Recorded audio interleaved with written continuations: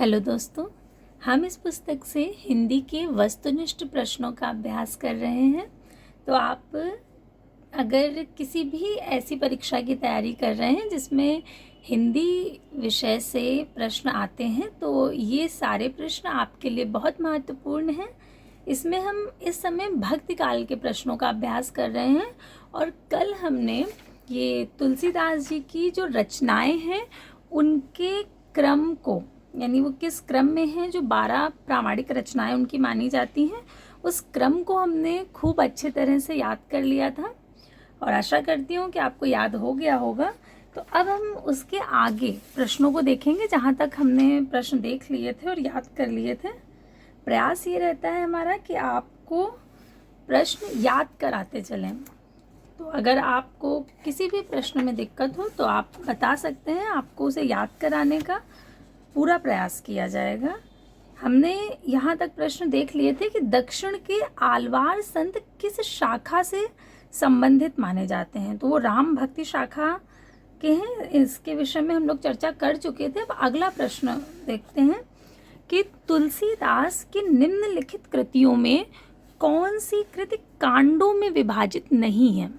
जैसे श्री रामचरितमानस कांड में विभाजित है, बाल कांड, अयोध्या कांड, अरण्य कांड, इस तरह से 7 कांड हैं।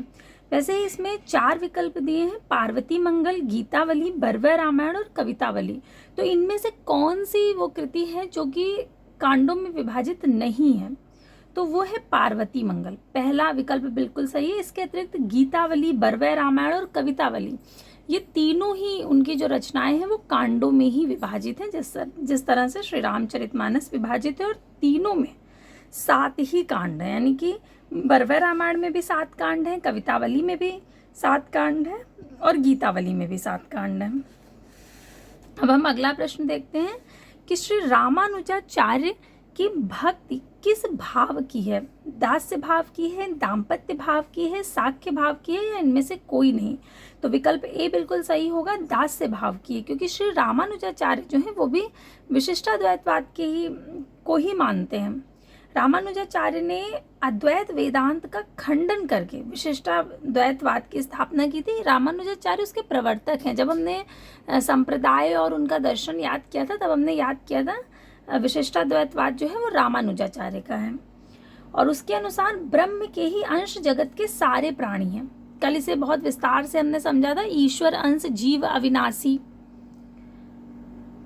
ये पंक्ति जब हमने प्रश्न शुरू किए थे तभी उसे समझा था और विशिष्टाद्वैतवाद क्या है ये भी जाना था। तो इसका विकल्प जो है वो दास्य भाव होगा। जैसे तुलसीदास जी की जो भक्ति है वो भी दास्य भाव की है। अगला प्रश्न है कि राघवानंद जी किस महान व्यक्ति के गुरु थे। तो राघवानंद जी जो थे वो रामानंद के गुरु थे। तो विकल्प सी बिल्कुल सही होगा। रामानंद जी के विषय में हजारी प्रसाद द्विवेदी ने कहा है कि उनको आकाश धर्मा गुरु कहा है। ये हमने पहले भी देखा है, क्योंकि उन्होंने भक्ति के जो मार्ग थे वो सभी के लिए खोले थे। नाभादास ने भक्तमाल में रामानंद के 12 शिष्यों का वर्णन किया है, यानी 12 शिष्य मिलते हैं उसमें उनके। आचार्य हजारी प्रसाद द्विवेदी ने रामानंद को आकाश धर्मा गुरु कहा है। वहीं रामानंद ने विधर्मियों से मुक्ति के लिए अपने भक्तों को राम तारक मंत्र दिया है। रामानंद के जो ग्रंथ हैं वो रामार्चन पद्धति, राम रक्षा स्तोत्र, राम तारक मंत्र, हनुमान जी की आरती जो हम पढ़ते हैं वो रामानंद जी द्वारा ही रचित है। वैष्णव मताब्ज भास्कर और योग चिंतामणि, ये सारी रचनाएं रामानंद जी की हैं।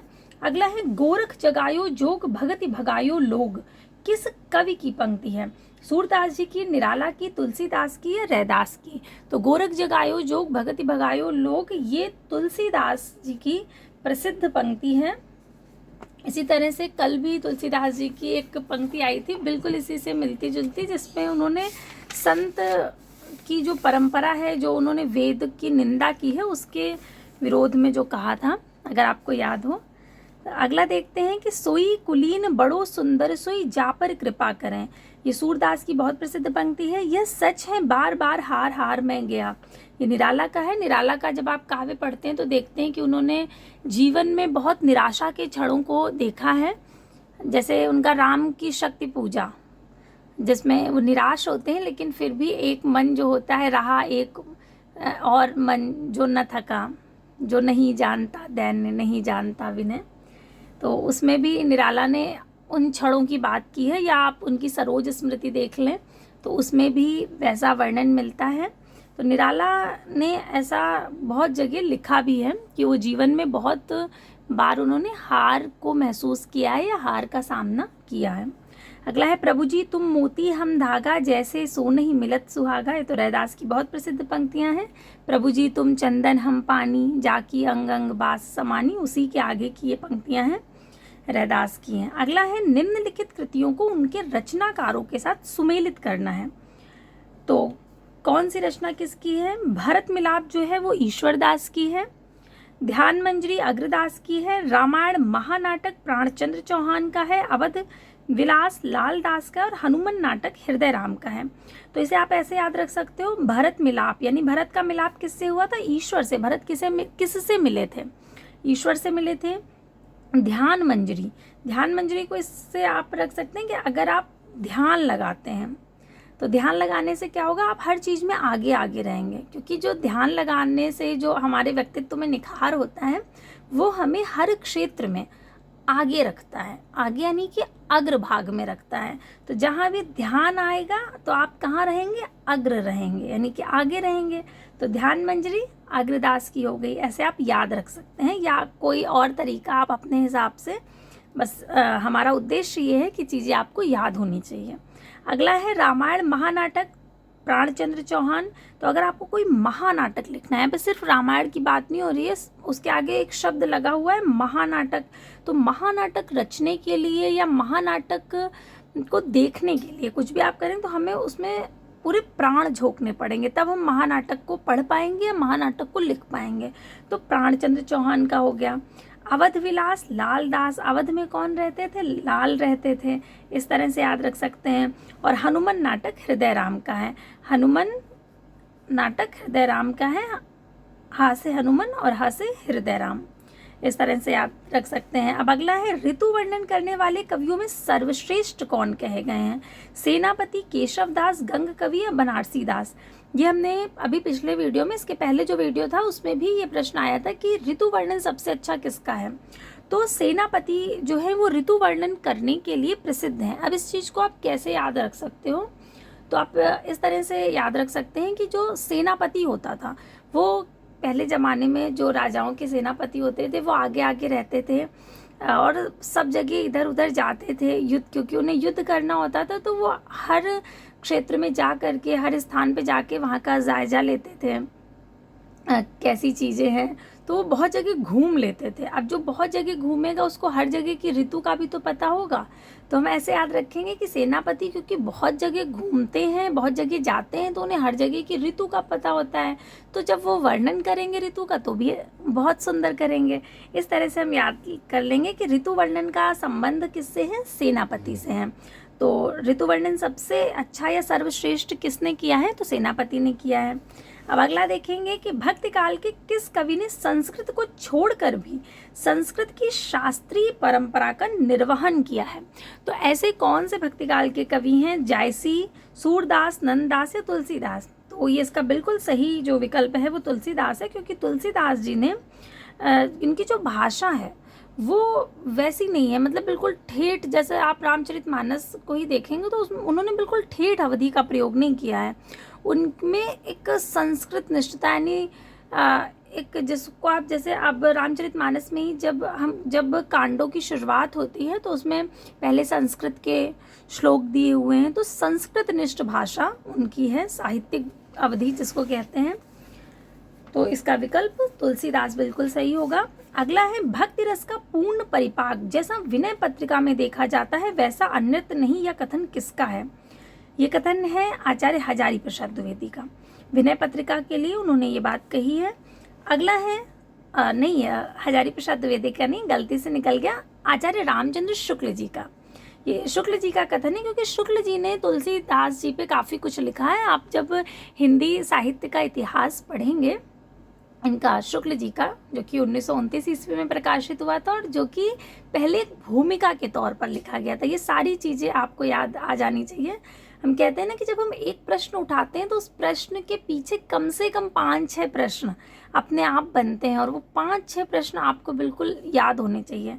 जब बात शुक्ल जी की आई तो शुक्ल जी की पुस्तक हिंदी साहित्य का इतिहास, जो कि हम सभी के पास होता है और हिंदी साहित्य का कोई भी विद्यार्थी उसने पढ़ा ही है, तो वो कब प्रकाशित हुआ और उसके पहले उसका वो किस रूप में था, पुस्तक रूप में कब प्रकाशित हुआ, और वो किस की भूमिका के लिए लिखा गया था, कौन सी पुस्तक थी जिसकी भूमिका के लिए वो लिखा गया था, ये सारी बातें तुरंत मस्तिष्क में उठनी चाहिए। तो 5-6 प्रश्न आपके तुरंत तैयार हो जाते हैं।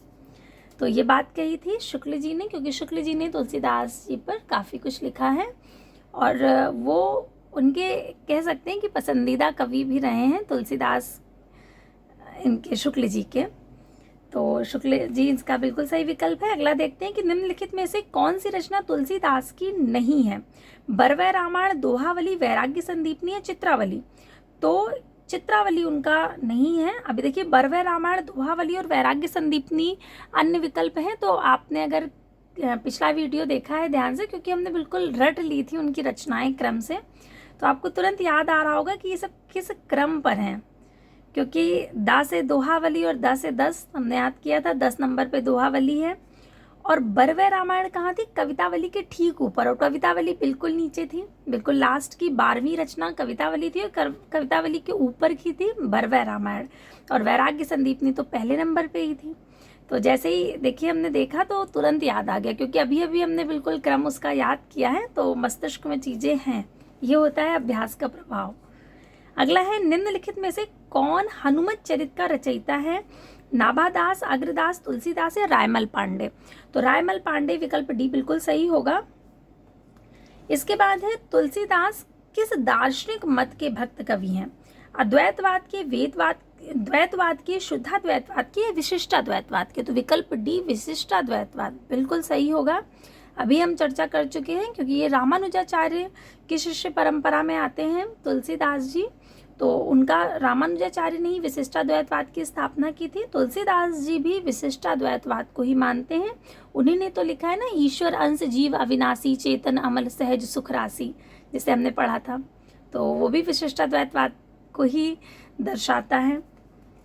अब अगला प्रश्न है कि चलनु अब केतिक पर्ण कुटी करिहों की तो है।